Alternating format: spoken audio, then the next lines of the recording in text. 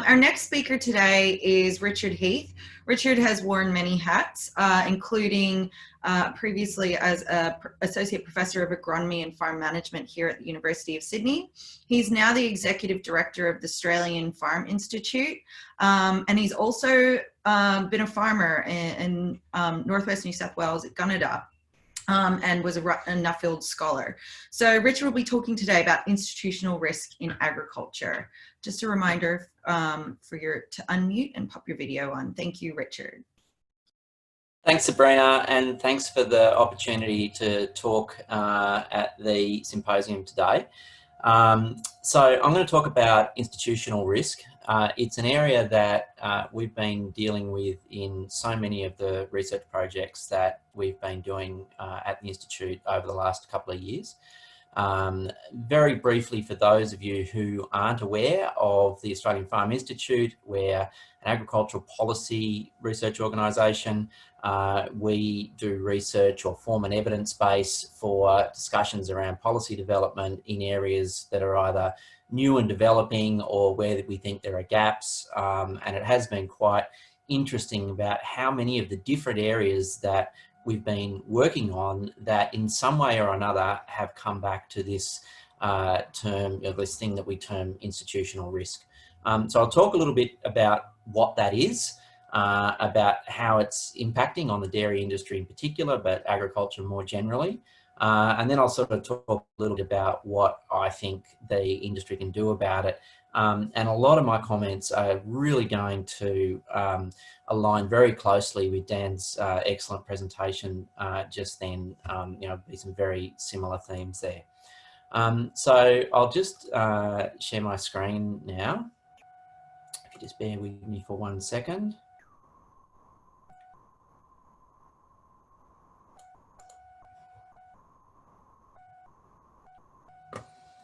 Okay, so institutional risk in agriculture, is there anything that you can do about it?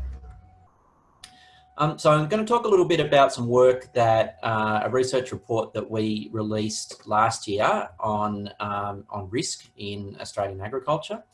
It was work that was supported by AgriFutures, CRDC, Dairy Australia, GRDC, MLA and Rural Bank.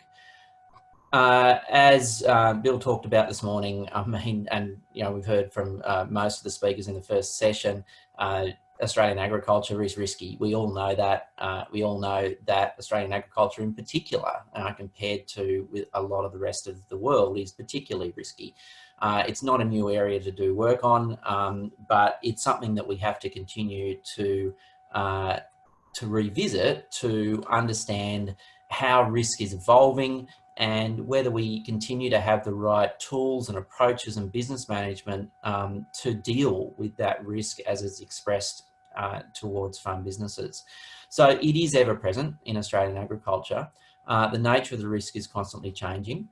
And one of the things that perhaps, to be honest, was a little bit unanticipated when we started this research. We were really doing this on the basis of understanding whether the commercial tools that were available, and particularly in the way that they related to a lot of the government support around things like drought and natural disaster relief, whether those were still appropriate, whether there was a good enough market for those tools and how they compared with the rest of the world. But as we proceeded through doing the research for this project and did lots of consultation, talked to lots of farmers and lots of industry people, what became really obvious is that new and emerging institutional risk and risk factors for so many people were a much bigger concern than the traditional production and market risk factors that they were used to that were impacting their farm businesses. So at this point, what do we actually mean by institutional risk? Well, it's really anything that isn't production risk or market risk. Now we all understand production risk. It's the risk that is put on your business by the environment, by events that limit your capacity to predict and meet your predictions on production of whatever it is that you're doing, be it grass, meat, milk, cotton, grain, whatever. And then market risk is the variability and the inability to predict the price that you're going to receive for that, that produce that you're producing from the farm business. Institutional risk is pretty much everything else that can impact your farm business and put a severe strain on your farm business, other than those things. So it's a multifaceted and significant threat that's growing all the time. And just some of the examples in the pictures around the side there, they include things like the increasing inability to use a lot of science. So for example, a lot of the new science around gene editing, whether it be for crops or animals, is being really limited and potentially impacting on the availability of new technology and you know, ways of achieving more productivity and growing productivity in farm businesses. There's the threat to all sorts of farm inputs. Obviously, glyphosate's the one that is in the news most often, but there are others. There's animal health products as well that are under similar threat. There is obviously animal welfare issues. That's one that we all know about particularly well in Australia, with the live export ban from a few years ago now being a really obvious example of where an institutional risk was imposed overnight with huge effect and really big impact on an entire industry. And then there's the institutional risk that's happening in supply chains through consolidation. And again, that's a huge issue with the dairy sector. Obviously, the example I've got there is from poultry, where last year Baiada shut down a processing plant in southern Queensland, caused 28 farms to close. They had nowhere else to go. And that sort of consolidation that's happening, particularly in intensive animal industries, but really across the board in agriculture, is another big institutional risk that's being expressed. And as I said, most of the people that we spoke to through this process sort of looked at those sorts of risks and said, because they are potentially so disruptive and have such a big industry impact, and we have such little ability to control them, we see them as a bigger risk to our farm businesses in many ways, and the market and production risks that most farm businesses are used to dealing with. So I'm just quickly cover this slide, and if you want more data on this and the actual figures and methodology that we use behind all of this, the report is available from our website. But we did attempt to quantify this exposure to risk and the sorts of approaches or tools that there are available to deal with these different types of risk.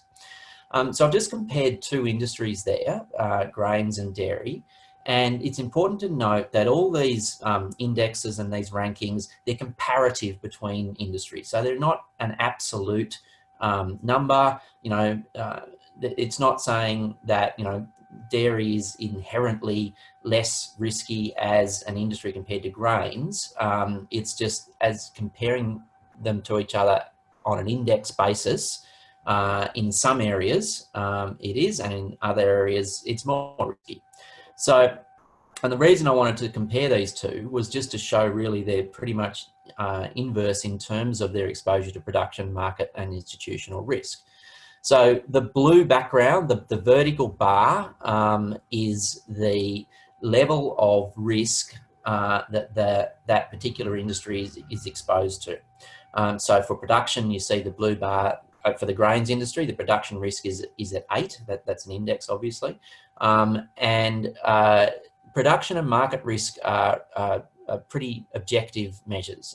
They're just able to be calculated by looking at the variability of a spot price for production against a standardized curve or a long-term trend, and the same for market price against a long-term curve as well. Institutional risk is obviously a lot more subjective, and to come up with an index for that, we looked at things like the amount of industry consolidation there is, the amount of exposure there is to things like animal welfare issues, and other social license issues, and just compared them again across industries to come up with a comparison of institutional risk. So you can see there between the two industries, grains is obviously highly exposed to production risk, and really there are no tools. And then the horizontal bars are how well each of those approaches to risk deal with that particular risk that they're supposedly covering. So we've got alternative sources of income, diversification, looking at forward contracts, at futures contracts, all sorts of government programs, just having high equity levels, multi-peril crop insurance, mutual funds, and weather derivatives as the different types of risk that we looked at for grains, and a similar portfolio of risk management that we looked at in the dairy industry. Production risk, on the other hand, for dairy, and again, just pointing out, this is just compared to grains and other industries. It's not saying that dairy isn't risky. It's just saying that compared to grains, the production risk is lower. And when you look at that, then there's a number of tools that actually, do cover that production risk reasonably well, again, compared to grains. Market risk, again, there is more market variability in grains than there is in dairy. But when you get to institutional risk, then we believe that dairy is actually exposed to significantly more institutional risk than the grains industry is. And that's particularly due to the animal welfare issues that are involved. And when you look at the approaches to risk that you can take to cover that risk, really it's only alternative sources of income that adequately cover that exposure to institutional risk. So it's a big issue, and there's not a lot of obvious things that you can do about it. So where does that risk occur? Really briefly on this, just sort of mapping out where you can experience risk throughout the supply chain. And if we look down the bottom there in terms of institutional risks, things like social license, trade access is another big institutional risk. Losing access to an export market. We're seeing that obviously with some of the issues into China at the moment, with the grains industry and barley having a huge impact on that industry. And the risk management option that is there for both of those, government programs really, or government assistance of some kind, often is the only way that institutional risk can be dealt with. Farm business management or diversification, again, is another way that you can get around some of those institutional risks. All right, so why? So that's sort of defining the environment a little bit in terms of what institutional risk is. Why is it becoming more of an issue now, and why were people so much more worried about it than they have been in the past? Now, Dan's already talked about social license. I'm going to emphasise that as well. It is a different environment now in the media in particular in terms of how we're talking about these issues. This is a slide I put up all the time. Some of you may already have seen me talk about this slide, that just really highlighted to me how difficult an issue it is to manage. This was a tweet that the Fairfax Media Farm Online put up to accompany an opinion piece that I'd written about social license. I obviously didn't choose the picture and never would have chosen that picture. There was one sentence in it about live export. Most of the article was about everything else. That was the picture they chose to accompany the story. And it was highly, highly effective. It was a very, very clicked on article. They had all sorts of interaction, lots and lots of social media commentary, almost all of which reacted to the picture and not the article. And it was quite obvious that the article hadn't been read. So it's a highly charged environment. And it's an environment that is essentially catering to this effect, the Dunning-Kruger effect, that, again, I've spoken to a lot, that I'm sure that you're all very aware of now. This is it's a tragically amusing graph in many ways that sort of displays the concept of the Dunning-Kruger effect, which is that the less knowledge that you have in something, the more confident that you are in expressing your opinions about it. And unfortunately, that is dominating so much of the public policy discussion and the formation of opinions and pressures that go to inform the expression or the implications of these institutional risks. And a related phenomenon is truth decay. And the trends of truth decay are that there are disagreements about facts and interpretations, that there's a blurred line between opinion and fact, and that we have declining trust in formerly respected sources. Lots of drivers to why that's happening. Some people will say that it's these particular leaders that are driving it. The leaders are just a symptom. There are really many other factors behind that are pushing along this truth decay, which is going towards making dealing with institutional risks and the expression of institutional risks much more difficult, much more urgent, and giving this impression that it's something that needs to be dealt with very urgently by the industry that you're involved with. What it's leading to in terms of the potential impact on industries, particularly a lot of agricultural products, is this very, what most people would say, misleading marketing campaigns that purport to or discourage traditional production, agricultural production, in a lot of ways, by proposing alternatives. The non-GMO project is a classic case. It's a labelling, a certification label, particularly in the US and North America at the moment, although there are some products popping up in Australia that have the non-GMO project certification, and it's getting stuck on things like water and salt, and nasal mist, which is completely nonsensical, but it doesn't matter, because it is catering to very effectively, very effectively catering to that Dunning-Kruger type effect of little knowledge about the issue to sell these products that are purportedly going to be better for you.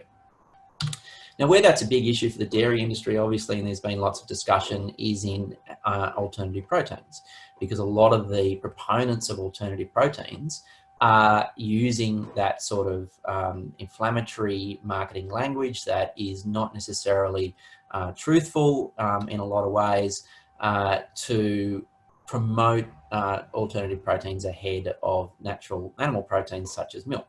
This is another piece of work that we're involved in doing that was released earlier this year, looking at how that's actually impacting the potential for Australian agriculture, what the opportunities and challenges are.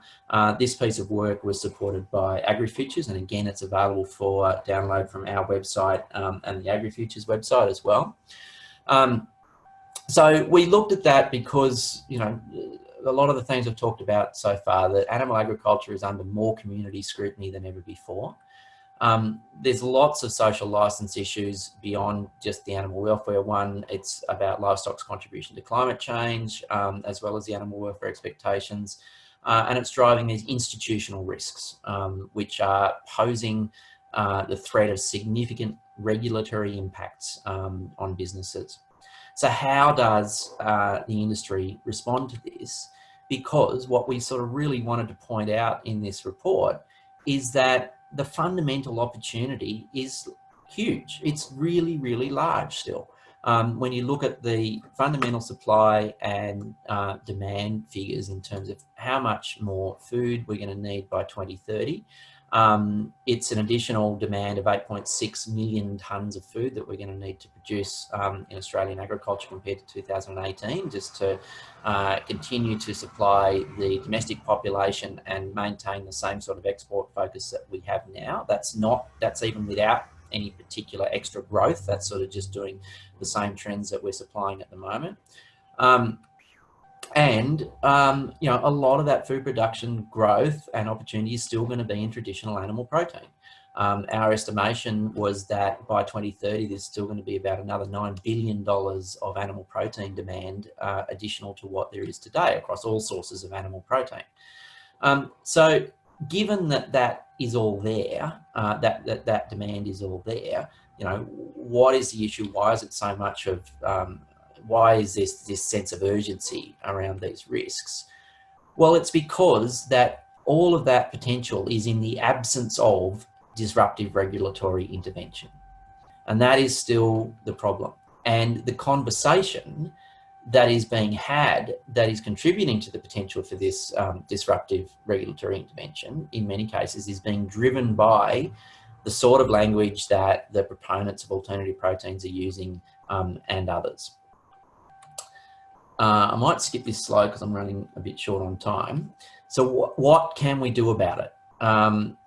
How do we participate in this environment to try and alleviate some of these threats, to try and mitigate these threats? Because the one thing that we can say about institutional risk compared to market and particularly production risk. I mean, production risk there, you know, unless you're in a greenhouse or you've got very secure irrigation in a desert or something like that, there's really nothing you can do about production risk. Production risk is always going to be there. Market risk, again, I mean, you can be very good with tools and contracts and futures and that sort of thing, but there's going to be an inherent risk in the market. That's the way that markets work. Institutional risk, on the other hand, potentially can be completely mitigated. If your advocacy, if your representation, if the trust in your industry is good enough, then institutional risks can be completely mitigated. The problem is they're mitigated by participating in a democratic process. And our old friend Winston Churchill summarised it very well. Democracy is the worst form of government except for all the others. Democracy is hard. We are participating alongside everyone else that is being targeted by those sorts of approaches that I was talking about before, that is playing up on the fact that people will embrace their lack of knowledge to believe information that is put in front of them. How do we counter that? Now, you know, it's probably not often you're going to see Rachel Carson quoted in an agricultural presentation, but I think that she captured it perfectly when she said that if facts are the seeds that later produce knowledge and wisdom, then the emotions and impressions of the senses are the fertile soil in which seeds must grow. So she's recognizing that facts are still the fundamental thing how we derive knowledge and wisdom. Without facts, knowledge will fall over at some point. However, for knowledge to grow, for knowledge to take hold, for people to want to learn and build that knowledge, then we must connect with emotions and senses to make that happen. Deanna Lush, who's a Churchill Fellow, has done a particularly good report on this in relation to agriculture. I'd encourage you to look up her report on the Churchill website. In that, she describes the research-based trust model, which was developed by the US Centre for Food Integrity and Iowa State University, which, if you work back from that freedom to operate, which is derived from social license, and social license is derived from trust, and then try to understand how trust is derived. And that trust model looks at basically three components which go into producing trust. The big one there, the main one, is confidence. And it's the confidence that we have shared values. If you understand that someone that you are talking to, that you are dealing with, that you are participating with in an industry has your shared values, then it makes everything else much easier to communicate. Competence, which is basically the data, it's the facts, it's the science and technical capability, is less important. And that is a hard concept for many to, particularly that work in science and farmers, you know, that deal with data and hard facts, to embrace that is less important to gain trust in just showing your competence than it is to actually gain confidence to show that competence. And then the other one is, and this is an increasingly important factor, is influential others. So the opinions of those in other circles as well that you deal with, family, friends, social circles, as well as credentialed others. So how do we participate in the environment? We must start with shared values. And this is really emphasising what Dan talked about as well. Too often in agriculture, in dealing with an institutional risk, we go straight to the data. We go straight to the evidence base, and we attempt to compete in a discussion which is about values with data, without actually establishing, no, we share your value. We do have a concern about animal welfare. We do have a concern about climate change. We do have a concern about your health. We all have those shared values. And in establishing that first, and then making sure that we are completely transparent in understanding that we have those shared values. So again, backing up what Dan was talking about with the ag laws and how we demonstrate that transparency. If we build on those foundations, then the data is much easier to be, or it finds much more fertile ground, to use Rachel Carson's expression. Without building that foundation, attempting just to go with data, just to go with facts, will always be a very hard sell in trying to mitigate these institutional risk issues. So that's really my presentation. Just very briefly to finish with, want to acknowledge all the partners of the Australian Farm Institute. We are a member-based organisation. I'm very pleased to say that the University of Sydney Institute for Agriculture is a corporate partner of the Australian Farm Institute, and we're very happy to have their support. So thank you very much. Thank you, Richard. That was a fantastic presentation.